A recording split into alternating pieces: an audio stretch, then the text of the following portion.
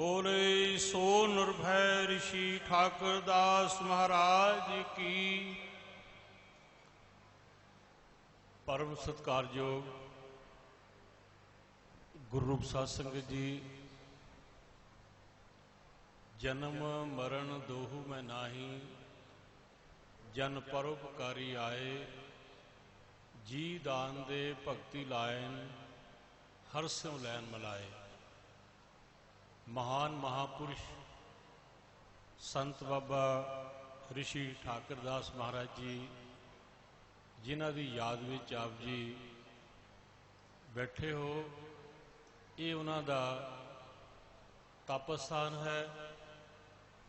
कबीर महाराज जी के चरणों च बेनती की कि स्वर्ग किहनूं कहंदे आ और स्वर्ग किस तरह का हुंदा। तो कबीर महाराज जी ने अपनी बाणी विच लिखिया, कहो कबीर को कहिए काहे, साध संगत वैकुंठे आहे।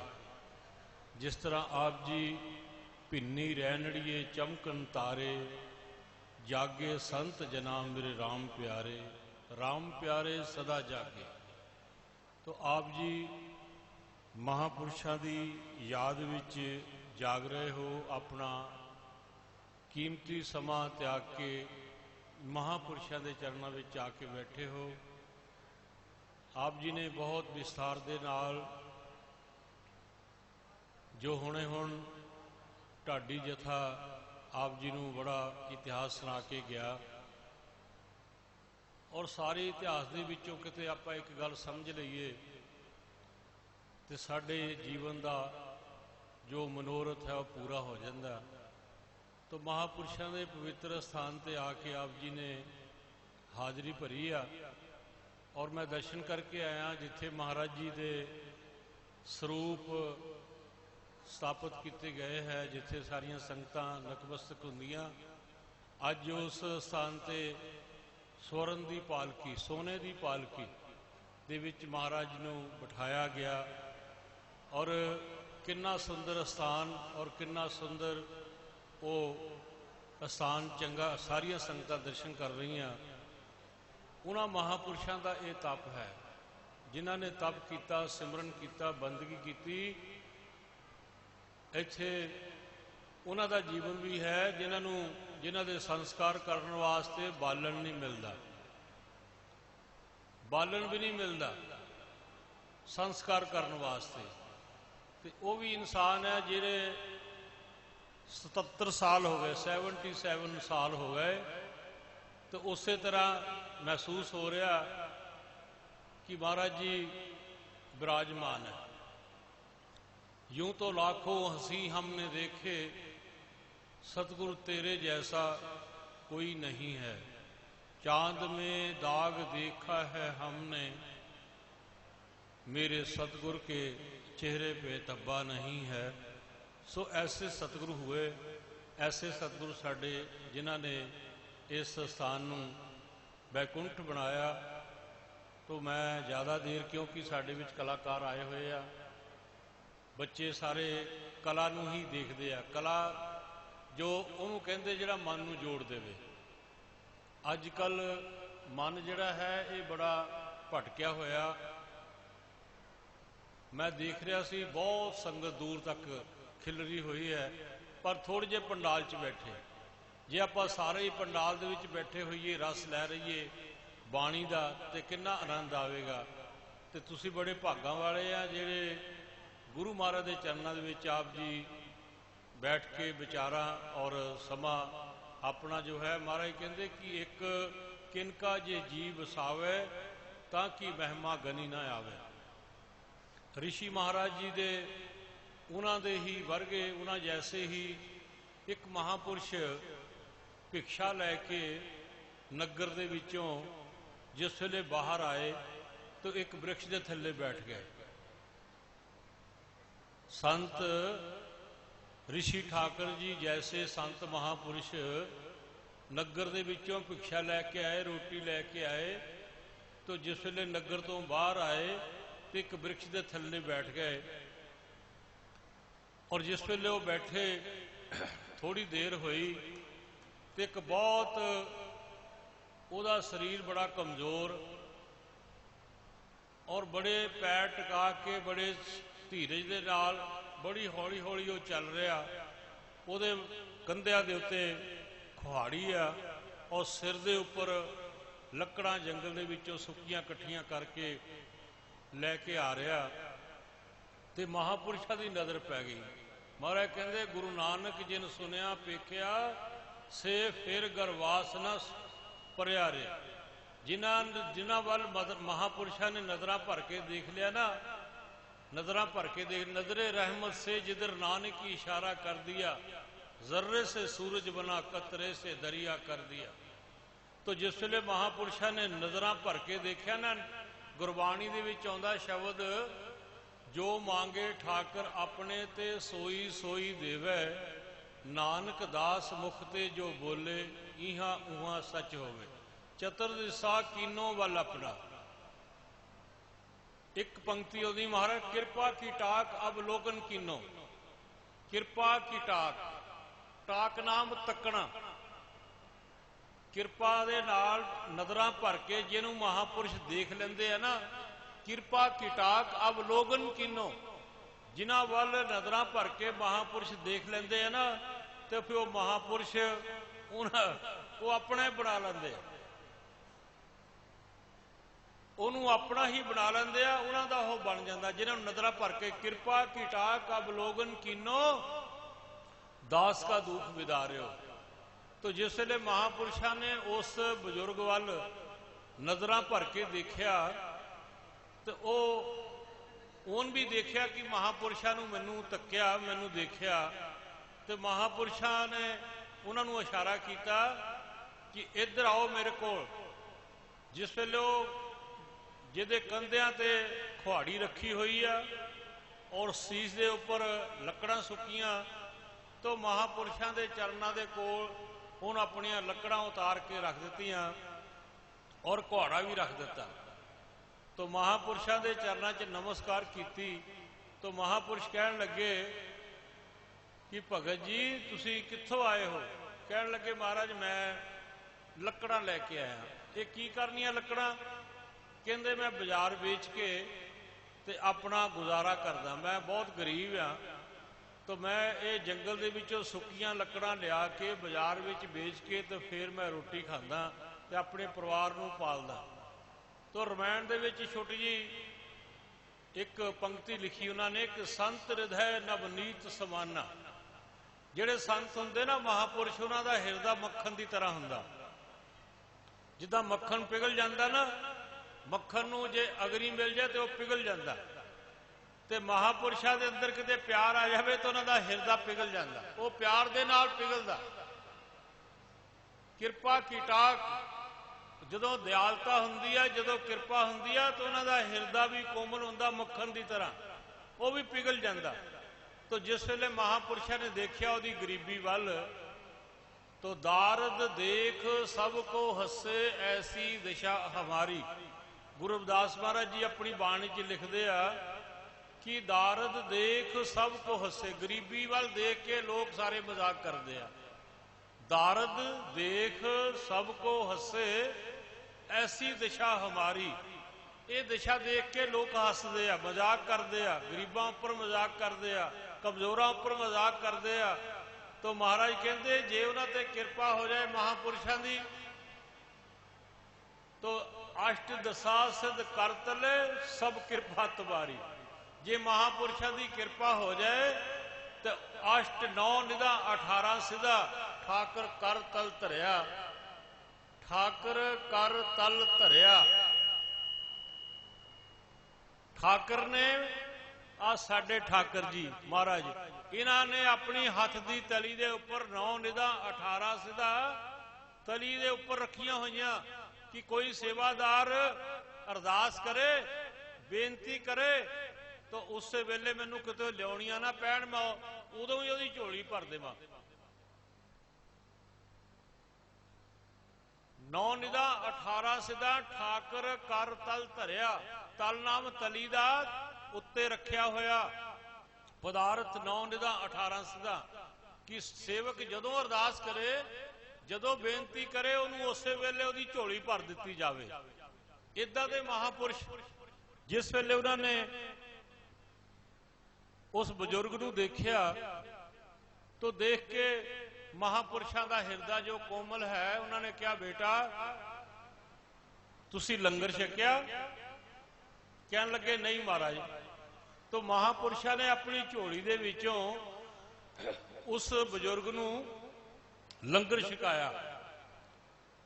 तो जदों लंगर छक के ओदा पेट भरिया तो वो नमस्कार करके तुरन लगा, महापुरुषों ने ओदा वायु पकड़ लिया। कहने लगे बैठो, ये तुहानू कितनी देर हुई लकड़ियां लियाउंदे नूं? कहंदे मेरी तो सारी उम्र बीत गई महाराज।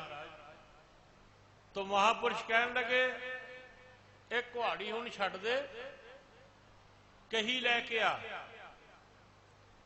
वो कहने लगे महाराज मैं कही कित्थों लियावां? कहंदे एक कुहाड़ी दे बट्टे लैके आ। कुहाड़ी दे आ लोहार नूं, तो उत्थों कही लैके आ। वो जिस वेले कही लैके गया, महापुरुषों के चरणों च नमस्कार की। कहने लगे महाराज की हुक्म है? कहने लगे मेरे नाल चल।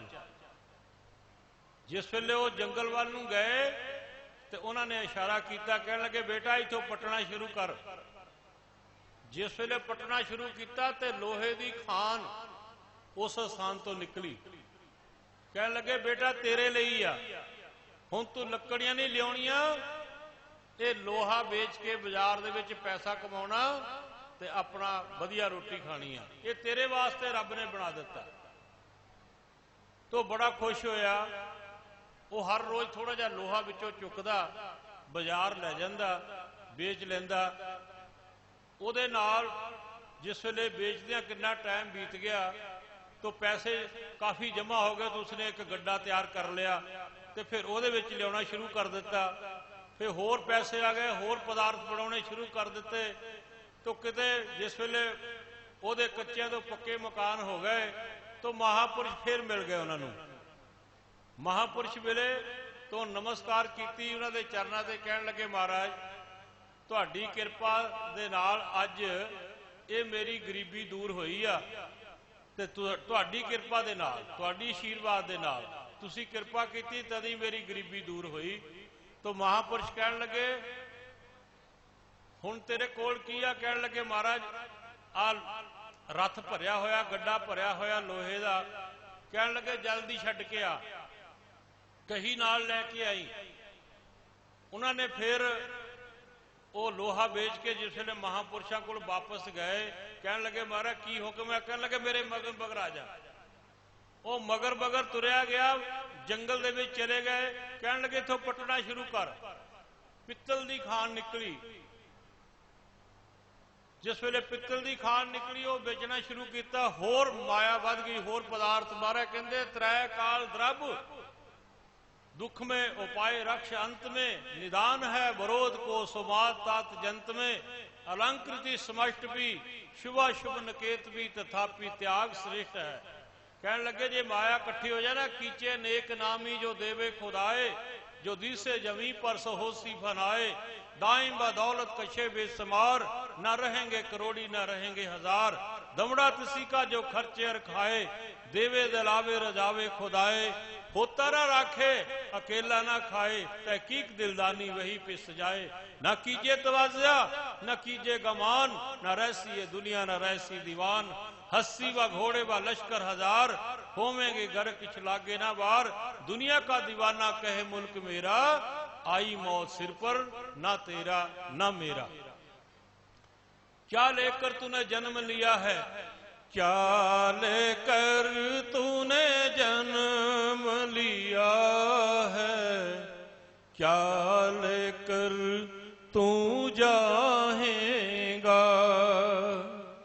क्या लेकर तूने जन्म लिया है?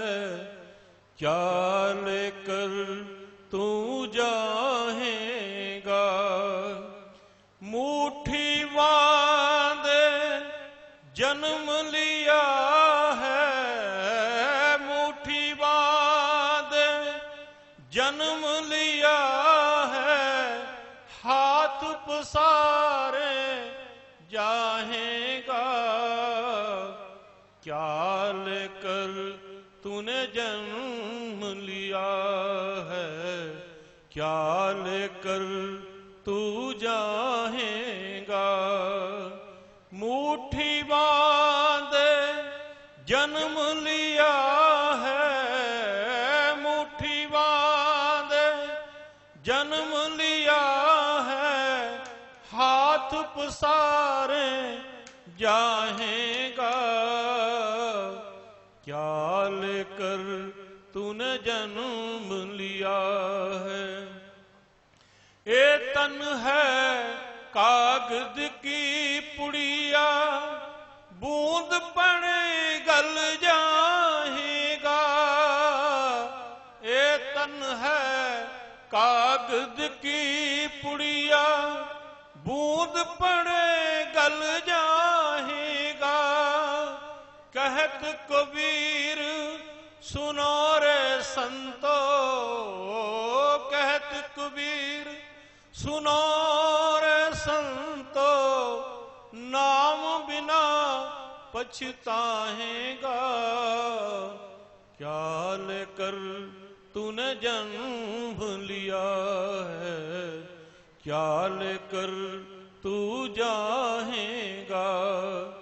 मुट्ठी बांधे जन्म लिया है, मुट्ठी बांधे जन्म लिया है। हाथ पसारे जाएगा। क्या लेकर तूने जन्म लिया है, क्या लेकर तू जाएगा। तो महापुरुष कीर्तन कर रहे, बंदगी कर रहे, तो जिस वेले वापस आए कहने लगे महाराज की हुक्म है। कहने लगे मेरे नाल चलो। सोने दी खान निकली तो फिर सारा ओदा जितना भी दलिद्रता सी दूर हो गई और ओदी गरीबी दूर हो गई। बड़े बड़े महल बन गए और बहुत बड़ बड़ियां बिल्डिंगां तैयार कर लईयां। बिजनेस चलने शुरू हो गए देशां विदेशां दे विच। एक मिनट दा बेल नहीं, जिहड़ा कोई मिलण आउंदा ओनू टाइम दिता जांदा। ओही एक भिखारी, ओही एक कमजोर, ओही एक लकड़ियां ढो के गुजारा करने वाला अज उहदे टाइम फिक्स कर दिता भी इन्ने टाइम ते मिलणगे। तो दूरों दूरों लोग बिजनेस करने वास्ते उन्हां दे कोल आउंदे आ। तो महापुरुषां ने भी देख लिया भी हुण बहुत वधिया हो गया। तो ऋषि महाराज जी जिस वेले उन्हां दे कोल गए भिक्षा लैण वास्ते उत्थे ही चले गए। जिस वेले उन्हां दे कोल गए तो दूरों ही देख लिया। कहने लगे महापुरुष आ गए आ, हुण इदां करो कि दरवाजा बंद कर दिओ, दरवाजा बंद कर दिओ। क्योंकि महापुरुष जो मैनू मिलणगे टाइम लगेगा, कितना टाइम खराब होएगा। तो उन्होंने कह दिओ घर नहीं है। तो महापुरुष अंतर्यामी हुंदे, देखते हुंदे मन की चालाकी जान गए, खुद अपने को पहचान गए। जिन्होंने मन दियां चलाकियां देख लिया ना वो अपने आप नूं देख लेंदे आ, फिर तू सानू भी देख लेंदे सारियां नूं। बाबा जी अपने कमरे च हुंदे आ, जिस तरह तुसीं आउंदे आ ना ते महापुरुषां नूं पहला ही पता लग जांदा। हज़ारां लोग आउंदे आ, एक नहीं आउंदा, लखां ही आउंदे आ। उन्हां दा नाम भी जानदे आ, उन्हां दा काम भी जानदे, की करन वास्ते आया। तो जिस वेले महापुरुषां नूं देखिया दरवाजा बंद कर लिया। तो महापुरुषां ने दरवाजा खड़काया, कहण लगे भगत जी गुरु प्यारिओ दरवाजा खोलो। कहण लगे महाराज कोई नहीं घर। कहण लगे सेठ जी किथे गए। कहण लगे महाराज पता नहीं दस के नहीं गए। तो महाराज कहण लगे चलो फिर दरवाजा खोलो, फिर देख लवांगे दी ठीक करते हैं। कहण लगे इत्थे तुहानूं होर कमरा दे दिंदे, उत्थे जाके आराम करो, जदों आउणगे मिला देवांगे। कहण लगे नहीं इत्थे ही जाना। वो दरवाजा खिलाया तो सेठ अंदर लेटिया होया। तो महापुरुषां ने देखिया जिद्दां अगे नजरां भर के देखिया ना उदां ही हुण देख लिया। महापुरुष कदी माता पिता भैन भाई ये सारे रिश्ते नाते बिगड़ सकते आ, लेकिन महापुरुषां ने नाल जिन्हां ने नाता जोड़ लिया ना, नानक कच्चड़िया स्यों तोड़ ढूंढ सज्जन संत पक्कियां। ये जिउंदे विछड़े पुत्र कलित्र लक्ष्मी माया तिनते कौ कब ने सुख पाया। ये जींदे ही विछड़े संत वो मोया ना जाई छोड़। वो मर के भी भावें कोई चले जावे उथे जिथे लेखा मंगीए तिथे खड़े दिसन। महापुरुषों ने जाके जिस वेले उन्होंने नजर उन्होंने भर के देखा तो उन्हें भी हाथ जोड़े कहते महाराज बड़ी कृपा की दर्शन दिते। कहने लगे बेटा मेरे नाल चल। कहने लगे महाराज मैनू एक मैं थानू बचन करना वह मैनू जवाब दिओ। कहने लगे दस बेटा। कहने लगे महाराज तुसी मेरे मगर ही क्यों लगे हुए हैं, होर संसार है। तो संत महापुरुष कहते जिन्हां दे पिछे हथ साडा हो जाता ना तो असीं ओहदी पिछा नहीं छड्डदे। ओनू जिथे लेखा मंगीए तिथे खड़े दे सन। जिथे कोई लेखे जोखे की गल हुंदी आ उत्थे भी असीं महाराज कहते उनकी जगह बैठा दूं और धर्मराज के मारूं फोड़ उसकी जगह बैठा दूं और। ये महापुरुषों के भी समर्था हुंदी आ। तो बहुत बहुत महापुरुषों के इस पवित्र जो समागम चल रहा और काफ़ी दिनों तक चलेगा। जो नगर कीर्तन और संगतां दूर तक उन्होंने दर्शन किए तो असी भी बड़े भागा वाले हाँ, महापुरुषों के दर्शन कर रहे हैं। बाबा जी ने सानू बुलाया और बाबा जी के आशीर्वाद के नाल सारियां रब जैसियां संगतां दे दर्शन किए तो असी इत्थे ही खिमा ते जा चुकिया। आओ अगला प्रोग्राम जो है तुहाडे वास्ते बहुत वधिया आ रहा। तुसी जुड़ के मनसा वाचा कर्मना करके जुड़ के कीर्तन और प्रोग्राम श्रवण करना। तो दास इत्थे ही खिमा ते जा चुका है। हर सो हीरा छाड़ के करहे आन की ते नर दोजिक सत पाखे। एक बारी होर कह दो हर सो हीरा करहे आन की ते नर दोजिक जान